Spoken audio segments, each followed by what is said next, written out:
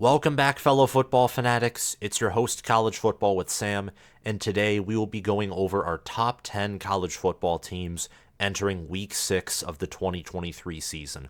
Before we take a deep dive into this video, into the beauty that is college football, please make sure to like this video so we can get it into the algorithm, and also hit the big red subscribe button and click the notification bell so that you can join the Big 10 Football's best YouTube community, and so that you can also get notified when I post more college football and Big 10 football content. Also, if you could do me a favor and comment your thoughts in your own top 10 below, I would really appreciate that. And also check out my Patreon page via the link in the description so that you, depending on your Patreon tier, can always be thanked at the end of the video for supporting the channel, and also, perhaps more importantly, get exclusive content as well. So let's dive in, and at number 10, I have Notre Dame. Notre Dame's 5-1. They're an independent, which used to be very common in college football, but is now a rarity. Notre Dame is one of the few brands in the country that can remain an independent without having several costs and cons associated with the team. They're still able to recruit at a high level, and they're right now playing at a high level. They're coming off of a road win against Duke, and their only loss of the season was by 3 at home to an Ohio State team who I think is one of the few elite teams in all of college football. Notre Dame's strength is their offensive line. It's among one of the best in the country, especially looking at their tackle room with Joe Alt, and that offensive line props up Jeremiah Love and Audric Estime and Jabron Payne, their running backs, which is one of the best running back groups in the country. They have elite players at running back, offensive line, and then at linebacker with Jack Kaiser and J.D. Bertrand. They have phenomenal players on the defensive side of the ball as well. Their offense has a high ceiling, but at the same time, I think the offense is also this team's kryptonite. They seem to either boom or bust offensively, and Notre Dame in their first 4 games was able to get big, explosive plays through the air and through the ground. And we didn't see that much against Ohio State or against Duke until the very end of the game when Audric Estime broke off a long run. So this offense to me feels stagnant, especially in the passing game when big plays aren't there. But their offensive line is among the best in the country. Their run game is consistent. Notre Dame can control games, and Marcus Freeman and his squad, I think, can win out from here. I think they're a better team than USC and a much better team than Clemson. They have a tough test at Louisville at night this weekend, but I'm sure that they are up for the challenge. So Notre Dame is my 10th best team in all of college football. At number 8, we have Oregon State. Now, Washington State did beat Oregon State, and they moved out of my top 10 following their bye. I still think Washington State is a great team, but I think Oregon State is better. I happen to think that Oregon State in a road trip against one of the better quarterbacks in the nation had an off game, and they couldn't match the intensity that Washington State brought to the table. Watching Oregon State dismantle Utah, who in my mind was a top 10 team, proved to me that A, Utah needs Cameron Rising to be healthy if they want to be a top 10 team and a Pac-12 title contender with how deep the conference is, but also B, Oregon State is a dominant football team, and they're one of the better teams in the country. That one loss to Washington State, I don't think changes that. They're 4-1, 1-1 in the Pac-12, losing to Washington State, who has a chance to re-enter my top 10 if they beat UCLA on the road. And Oregon State beating Utah 21-7 was just impressive. Their rushing offense, their offensive line, their running back room, they're similar to Notre Dame, really, in a lot of aspects. Their defensive upside, in comparison to Notre Dame's passing offense, I think is their weakness. You saw that against Washington State, where Washington State literally passed the ball, and that was practically it, and Oregon State couldn't stop it. And against Utah, there were several moments where if Brant Kuithe was healthy, or if Cameron Rising was healthy, instead of Nate Johnson throwing inaccurate passes and making bad decisions, perhaps a more veteran quarterback would have come out of Corvallis with a win. Oregon State's offense is consistent. They have great wide receivers. That's something I didn't mention up on this slide, but their wide receiver corps really impressed me. I think it's one of the better wide receiver corps in the nation. Very underrated. Their lack of blue chip talent, which correlates with their upside because raw talent and upside are related, that is what can hold them back. Oregon State controlled the top 10 Utah team. I expect them to be one of the best teams in the country for the rest of the season. We'll just have to see where they go from here, the Oregon State Beavers. And DJ Uiagalelei, Damian Martinez, and that offense, it's ruthlessly efficient. They have a very innovative staff, the Oregon State Beavers do. And number 8, we have Florida State. They are coming off a bye, and they dropped to 8th mainly because other teams behind them, specifically one team, that being Texas, impressed. Florida State, in my mind, looking at them, even with LSU embarrassing themselves on national TV to Ole Miss and proving that they have no defense, I don't really look at Florida State any less. I might look at their upside in a more negative light and question whether they can win a national title or beat a elite team. Now that's very evident. LSU is anything but an elite team. But Florida State is still a top 10 team, and they have one of the better resumes in college football. They're 4-0, they're 2-0 in the ACC. They beat Clemson for the first time since 2014, and that win over LSU was still impressive. In fact, Florida State might have broken LSU, and maybe if LSU wins that game, their season's on a different track. College football is a very complicated sport, and you have to look at things from multiple angles. The angle from which Florida State wins is their skill positions. That's how they beat Clemson despite having less yards and not controlling the game as well as the Tigers did. And in my opinion, not playing as good of a game relative to their potential that Dabo Swinney and his staff and his roster did, is because Florida State's able to throw the ball deep. They have Keon Coleman, they have Johnny Wilson, they have Jaheim Bell, they have Kyle Morlock. They have one of the better centers in all of college football, according to PFF, Pro Football Focus. And even though their run game has struggled on both sides of the ball, they've struggled to defend the run and also run on opposing defenses, they still have a high ceiling on offense. They have a unique offensive system that has players like Jordan Travis, and as I've already mentioned, the wide receivers, tight ends, running backs as well with Trey Benson, who's a good running back.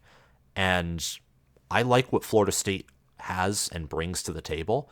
They have a lot more talent than Oregon State, but they don't have a blue chip ratio of 50% or higher, which means more than half of their roster aren't 4- or 5-star players. So that could limit them, but they have so many veteran players, they have so much experience, and they have great coaches. So I still like Florida State. I'm just curious to see how they do against, let's say, a Miami, and how they do with the rest of their schedule. It seems like this team is almost due to lose a regular season game, and my Florida State friend and expert, Markishimo, would agree with me. At number 7, we have the Penn State Nittany Lions. Penn State fell. They were at number 5. They, funny enough, rose in the AP poll, so I went from being higher on Penn State than the media, who's typically very high on Penn State anyway, to now being lower on them. And the reason is, again, other teams impressed me more than Penn State did. Penn State's still a great football team, and they have a whole lot of talent. In fact, I said, I think a week or 2 weeks ago, that Penn State's defensive tackles were just flat out bad. Well, I'm wrong. That is now, then I don't know if it was necessarily inaccurate, but it certainly wasn't a solid truth. Now it's totally inaccurate. Penn State has done a much better job of defending the run overall than they did last year. The defense is strong. They force turnovers. They rarely bend. They almost never break. It's one of the best defenses in college football. And Penn State's 5-0, 3-0, and they've blown out opponents and dominated teams because mainly their defense. They played sloppy against Northwestern, but hey, every top 10 team so far this year has had a game where they've looked sloppy or they've struggled. Here's the problem with Penn State. Drew Aller every week looks worse. And Penn State's only averaging 4.1 yards per carry, and they haven't faced a defense that matters outside of Iowa, who was at home in the whiteout game. And Nicholas Singleton still isn't averaging more than 4 yards per carry. And I think that's a concern behind an offensive line that also looks less impressive every week that I see it in action. The overall offense has some major inconsistencies, and they have some downright issues. And if you're Penn State, with the lack of depth at wide receiver and Drew Aller being a new quarterback, especially you as Nittany Lions need a run game to balance out that offense, because Penn State not being able to run the football, that's what cost them against Michigan, and that's what cost them against Ohio State, outside of their run defense against Michigan and Ohio State's offense just being amazing. Having an elite rushing offense helps Penn State's chances of winning the Big Ten, and right now they have anything but an elite rushing offense. I still think they have elite running backs. I love Nicholas Singleton. I love Katron Allen. Hopefully he heals up. And Trey Potts has been impressing at running back. And linebacker, corner, and safety. And I think defensive end and even defensive tackle as well can have elite players. I think defensive end certainly has the greatest depth in college football. And they have a great defensive staff. I'm just looking for the offense to have more consistency and more of an upside. But Penn State at number 7, they definitely have the potential to come back into my top 6 or top 5. At number 6, speaking of my top 6, we have the Oregon Ducks. 5-0, 2-0 in the Pac-12. They struggled against Stanford initially, but pulled away and had a very dominant second half. Their overall offense, once again, is the strength of this team. They have elite players in Bo Nix at quarterback. At running back, they have Noah Whittington. They have Bucky Irving. At tight end, they have Terrence Ferguson. At wide receiver, Troy Franklin, who's one of the fastest wide receivers in the nation. And Jackson Powers Johnson, Josh Connerly, Johnny Cornelius, and many other players among that offensive line. This offense is nearly, if not totally, unstoppable. And it's amazing that we have USC's offense, we have Oregon's offense, we have Washington's offense, Washington State's offense to a certain degree has looked unstoppable. We have Oregon State's offense, Arizona's offense has crazy upside, and imagine Utah's offense with a healthy Cameron Rising. And also UCLA's offense too, Chip Kelly being an offensive guru. It's phenomenal what the Pac-12 has done on offense, but especially Oregon. They, in my mind, have the most balanced offense in the Pac-12. I think that their offensive line is one of the best in the nation. Washington, I think, has a better offensive line and also a better passing game, but Washington does not have the same upside, depth, or consistent level of play at running back that Oregon does. And that's something that is going to help the Ducks long term, and it could potentially hurt the Huskies. They're going to face, by the way, in I think 1 or 2 weeks, and I'm very excited for that matchup. I think it's going to be almost guaranteed a top 10 matchup. Let me know what you think about that game down in the comments below. The Ducks' run defense, it has yet to be tested, and I still think it is a weakness, and I'm curious to see how Oregon responds to when they face USC or when they face Utah. Teams who can run the football. I'm very interested. And Washington, too, they have Dylan Johnson, and they have a great offensive line. So when Oregon faces teams that have great or elite offensive lines with great running backs, I'm very curious to see how the defense responds. But outside of that, which is sort of speculation, Oregon doesn't have many weaknesses, and we're seeing this as we're rising throughout the top 10. We're getting toward elite teams. Georgia at number 5. Now, I said, I think in my initial top 10 video, that I wouldn't drop Georgia below 4. But so many teams have been impressing. And Georgia, come on. It's Auburn.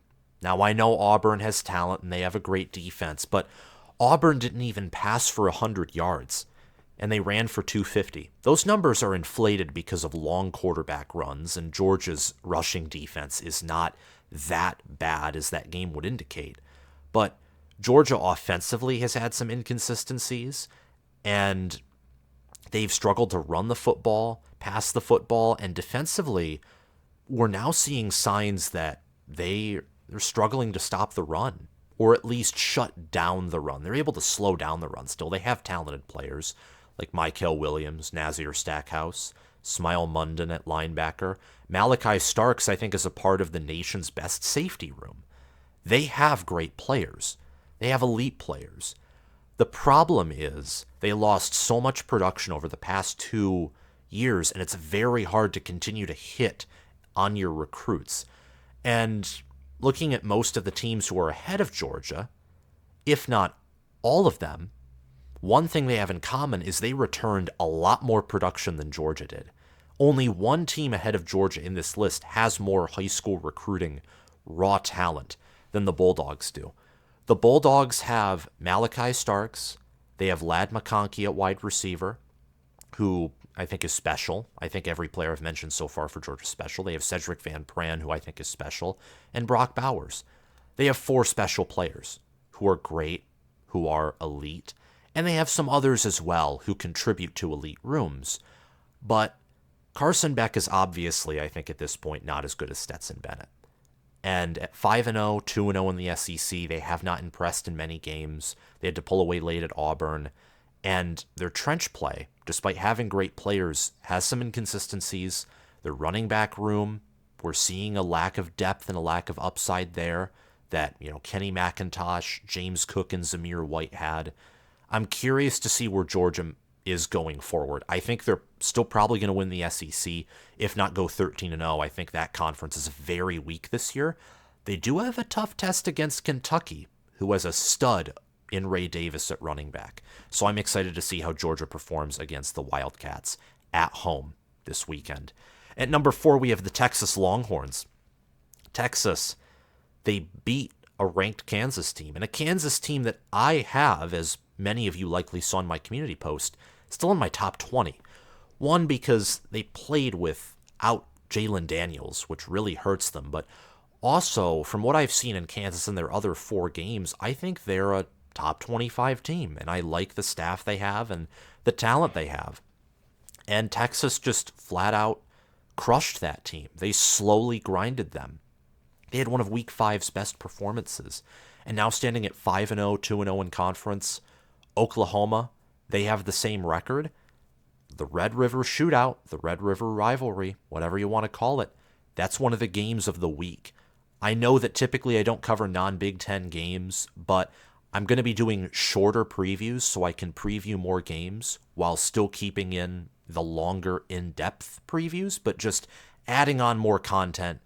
But those videos just won't be as long, so don't worry, I'm still keeping the long preview and prediction videos and the long reaction analysis videos. I'm just doing some more medium length videos so I can get in more content.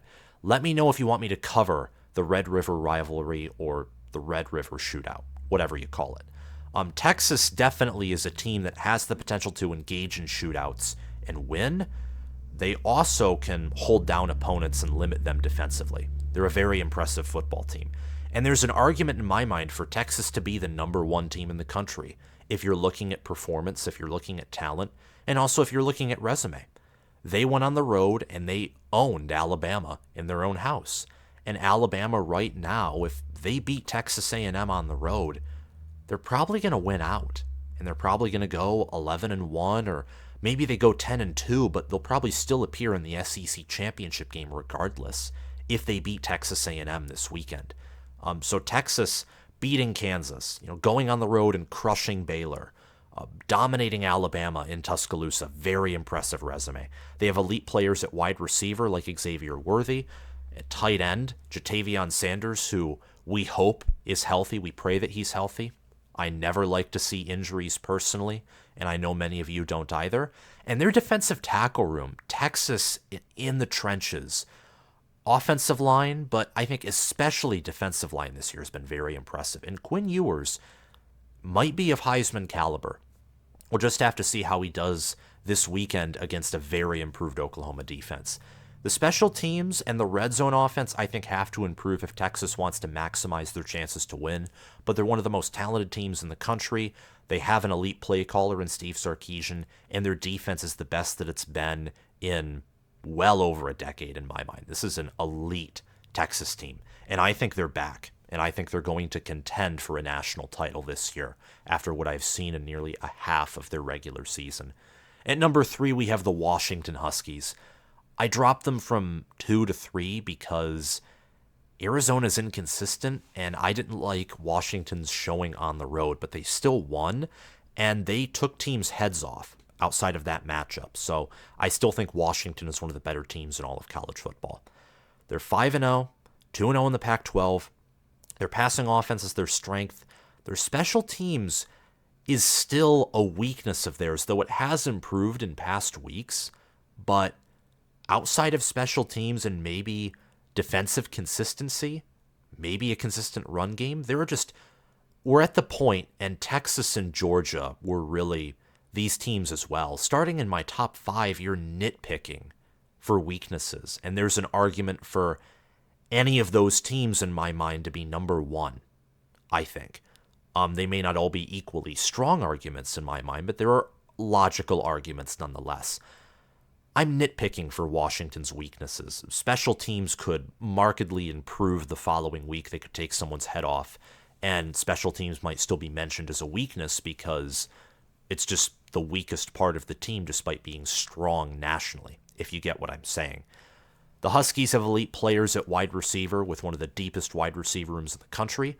Rome Odunze, who's pictured right here, is one of college football's best wide receivers, and him along with his quarterback, Michael Penix Jr., just signed an NIL deal with Adidas. So good luck to him and Michael Penix. And speaking of Penix, he's a Heisman-level quarterback, and he's one of the best quarterbacks in the nation. It's awesome to see a comeback story, and Michael Penix embodies that. At tight end, Jack Westover is an elite player. The offensive line is one of the best in America. And at defensive end, they have NFL-caliber players as well. The Huskies need to use their talent wisely because I think they could have one of the best defenses in college football along with their offense, but they need to be efficient. They need to not overlook anyone, and Washington is a team where I don't think they're talented enough, and part of it may involve coaching, but I don't know. I don't know if this team can play at an elite level every week. I don't know if they can, and I think raw talent and also the staff, still being new and not totally entrenched over the course of half a decade, might have to do with that. I don't know if I'm onto something or if I'm just speaking nonsense, but like Alabama and Ohio State and Georgia, they have the talent to play at an elite level almost every week. And I'd argue with like Florida State and even Michigan with their returning production and their staff having been there longer and their systems being in place, they maybe could do that as well with their returning production and, development compensating for some of those talent discrepancies. I don't know if Washington can do that. And again, maybe I'm insane in saying that, but it's just something that I want to think about because last year, Washington beat everyone worth their weight in gold. They beat Oregon. They beat Oregon State. They beat Texas. But who did they lose to? UCLA and Arizona State. They lost to inferior teams. So I think it's very critical for Washington. Play your best game against your best opponents and play a great game. And don't overlook anyone, but don't behead the small teams and then don't show up and play your best game, your A-plus game against the USCs, the Utahs, the Oregons of the world, the Oregon States, because you're facing all those teams I just mentioned. And all of those teams are top 15 teams in my book. At number 2, we have the Ohio State Buckeyes. Ohio State is 4-0, 1-0 in Big Ten Conference play. They had a bye week after beating Notre Dame, who, as I've already mentioned, is in my top 10 at number 10. They have one of the more impressive resumes in all of college football right now because of that road win at Notre Dame and a come-from-behind win nonetheless. Their overall defense is one of the best in the country. I think they have the second best defense in the country. And they have the potential to be the best defense in the country with the talent they have and the virtue of them playing a great offense in Notre Dame, an offense that before they faced the Buckeyes made big play after big play, and Ohio State never allowed a big play. At defensive tackle with Mike Hall Jr., Ty Hamilton, and Tyleik Williams, they have one of the deepest rooms in all of America. At defensive end, Jack Sawyer has impressed me, and JT Tuimoloau has shown that his upside remains one of the highest in the country. At linebacker, Tommy Eichenberg and Seal Chambers are anchoring their defense. And at safety, Josh Proctor's had a phenomenal season. And Denzel Burke at corner has had a phenomenal season. The offensive staff is elite. I think they'll figure it out on offense eventually with wide receiver, running back, and guard, and potentially center as well with Carson Hinsman having phenomenal players too. I think the Buckeyes against Maryland, their opponent in Week 6, they need to show improvement. They're coming off of a bye week. Ryan Day teams typically improve and show off after a bye week, which you may think that a week of rest and preparation does that for all teams. You'd be wrong on that part. It's actually, from how I understand, a rarity that a team comes off of a bye week and performs at an impressive level compared to how they've performed throughout the season. Ohio State is one of those teams, which I think points to good coaching and good game day coaching, more specifically, by Ryan Day and his staff. With elite players, with a quarterback who's maturing week after week, and with Notre Dame, I mean, they beat Duke, they covered, they showed they're mentally tough and physically tough. That's a good win for Ohio State. And Notre Dame, in my mind, is much better than I thought they were going to be in the preseason. Ohio State, they're better on defense than I expected, even though I predicted they would have an elite defense. They're still better than I expected them to be, in my mind. The offense, though, is worse, and remarkably worse than I expected. So there needs to be improvement there, especially along the offensive line, which I think if Kyle McCord doesn't improve much, but the offensive line improves a ton, Ohio State is built with their running back room to have a run-heavy attack. And with their wide receivers, a good tight end, Cade Stover, I mean, I could talk all day about the weapons that Ohio State has, and the fact that Ryan Day being 17-6 against ranked opponents, they're well coached. They haven't had any injuries this year, so I think the strength and conditioning staff improved as well. They're the second best team in all of America, in my mind. And they're impressive. They're deep, well coached, as I've already mentioned for like the 1,000th time. And I think they will be more than up to the task for impressing against Maryland and likely destroying that team. At number 1, we have Michigan. I think Michigan has been the most dominant team in all of college football so far, and I think they had the best performance of Week 5. That's debatable, of course. They didn't face a ranked opponent like Texas did, or like Notre Dame did, even though I think Notre Dame struggling against Duke tells us that Texas and Michigan, who thoroughly led their opponents, had better performances. But Michigan was flawless against Nebraska. Defensively, at the safety position, there could have been things that were done better. Michigan allowed some big plays through the middle of the field, big passes from Heinrich Haarberg to Billy Kemp. But outside of that, Michigan played a flawless game, almost. On special teams, on offense, outside of one 3-and-out, Michigan scored on all of their other drives that mattered. This team is just efficient. It's the embodiment of efficiency. They don't have the same talent that Alabama, Georgia, and Ohio State have, or even LSU, or even Penn State. Penn State has more talent according to 24/7 Sports Team Talent Composite. But you know where Michigan is superior compared to all of these teams? Development, strength and conditioning, experience. They have one of the most experienced rosters in all of college football. That's where they compensate for all of this. And it's showing in how they play on the field. They're number 1 according to ESPN in team efficiency right now, with I think the 6th most efficient offense, the 3rd most efficient defense, and their special teams unit, which has been problematic in their first few games, showed improvement against Nebraska despite nearly muffing a punt. They kicked well, they had good returns, and Tommy Doman did a solid job punting as well, showed off the power in his leg. At 5-0, 2-0 in the Big Ten, I think Michigan's only noticeable weakness, I think offensive tackle played well against Nebraska, and that was an area I critiqued after the Rutgers game.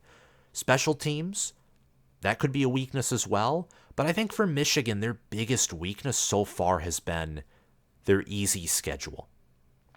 I think that's their biggest weakness, honestly. They haven't been tested yet. You could say similar for Washington, but Washington traveled on the road to Michigan State. They destroyed Michigan State. They destroyed Cal. They traveled on the road, and Washington was tested against Arizona, and they won that close game. Michigan hasn't been tested whatsoever. No team has made Michigan bleed. Michigan stubbed their toe a few times against Bowling Green. That was about it. And that wasn't a test. And this can be non-important. It can be a completely, who cares type of factor. And Michigan could still go into Penn State and they could host Ohio State and they could destroy both of those teams. But also not being tested could mean that when Michigan's hit in the mouth, they don't know how to respond. So I think their schedule, while it could be a non-factor, some could argue it could even be a strength to help the team get healthy and help them experiment and try new things. I think there's an argument that it could be a weakness as well. And I'm going with the weakness for now, just because it's a popular thing people are saying about Michigan, and I have to agree with it. They haven't played anyone. But against these nobody teams, and I think Rutgers, frankly, is good, but they need to prove it too. And Nebraska has some serious issues.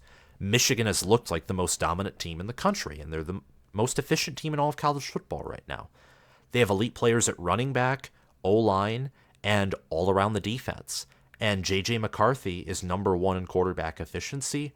Roman Wilson and Cornelius Johnson and tight end Colston Loveland are doing well. And Ben Herbert commands the best strength staff in all of college football. So Michigan at number 1, Ohio State at 2, Washington at 3, Texas at 4, Georgia at 5, Oregon at 6, Penn State at 7, Florida State at 8. At number 9, we have Oregon State. And at 10, we have Notre Dame. I named my top 10 off the top of my head.